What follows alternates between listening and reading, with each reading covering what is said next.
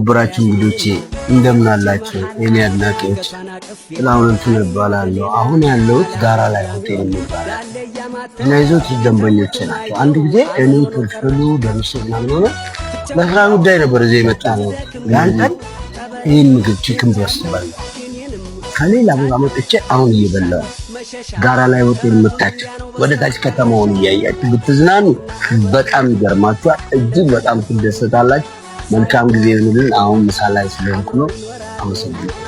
እኔና አመሌ ተዋወቅንና አጣልቶም ያስቀር ጠፋክምና የሚሻለው ዘዴ አጭሩ ነገር ዳሌ ለከተማ እኔንም ለዱር አፍያግዳሚውን ዳሌ ያማተረ ይተውትም አይተው አመል ሆኖ ቀረ